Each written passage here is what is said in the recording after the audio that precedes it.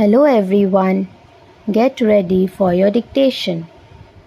The dictation starts in 5, 4, 3, 2, 1. I should like now to make a few observations on the budget. This budget marks a turning point in the history of our country. It is no use attempting, as some of my friends have done, either to deprecate the budget very strongly or to suggest that we are not witnessing a new revolution in our methods of fiscal training and technique. I want it to be quite clearly pointed out to my friends that we are now facing the lean years of Indian finance. Hitherto, we had revenue surpluses which were a form of public saving and which were meant to be utilized for capital development. Hereafter, this form of revenue surplus would not be available. We have, therefore, to find out ways and means of implementing our great program of national reconstruction at minimum cost. My point is that the deficit on revenue account would be of the order of about rupees 19 to 20 crores. Here, let me point out that I do not agree with those of my friends in the finance department who have attempted to suggest that rupees 9 or 18 crores which are obtained from Pakistan should be put to the revenue side of the budget. They are to be put on the capital side. But that does not mean seriously after the trend of my argument. What I am suggesting is that we would have to be prepared for a deficit of a much higher order even on the revenue side.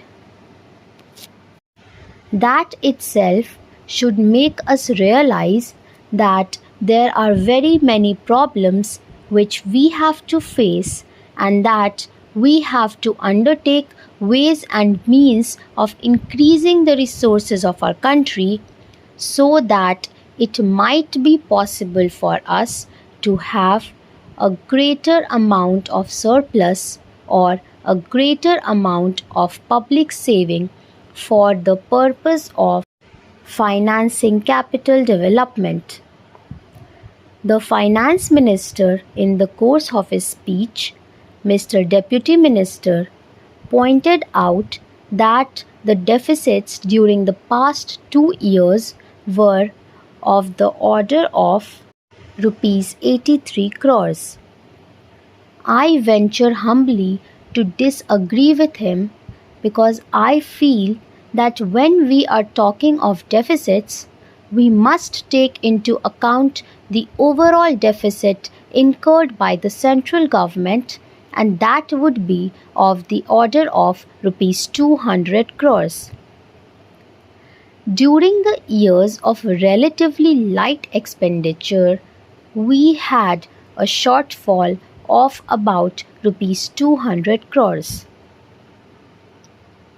Undoubtedly, now when we are going to have a very great amount of expenditure, we might have a greater amount of deficit and we would have to find out ways and means of trying to meet our capital expenditure. Some members have pointed out that deficit financing is good. Others have pointed out that it is poison. One honorable member who preceded me pointed out that it could be taken like a tonic.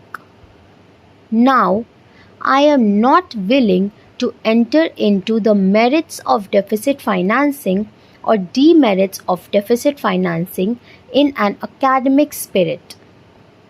The time has now come when we should face realities. I do suggest that we have to indulge in deficit financing because without indulging in deficit financing, it would not be possible for us to indulge in capital expenditure on such a large scale. But when we are talking of the scope of deficit financing, I would like to place before the House and the Finance Minister the two great limitations which face us. The first limitation that faces us is that concerning the internal price level. The Honorable the Finance Minister referred to the cost of living. He said that he was going to keep a watch over the cost of living so that it may not shoot up within a short period and make a mess of the plans of capital development. But there is another limitation which has also to be borne in mind, a limitation which has not received as much notice as it should have done in all the discussions that have taken place on deficit financing. That limitation is the external limitation or the limitation which arises on account of our balance of payments position. I think this as important, Mr. Deputy Speaker, as the internal price level, and I should like to elaborate that particular point a bit more because I feel that a time will shortly arrive when we might have either to reconsider our policy or might even have to leave the sterling club of which we are a member. The second serious limitation is as serious as the first. What would be the consequences of deficit financing on our balance of payments?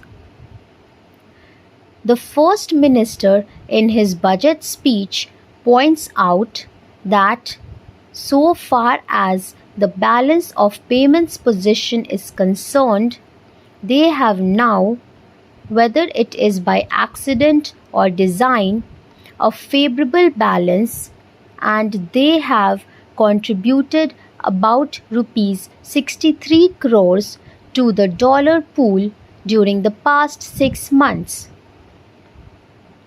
But the moment we indulge in deficit financing, we have to be prepared for worsening of our balance of payments.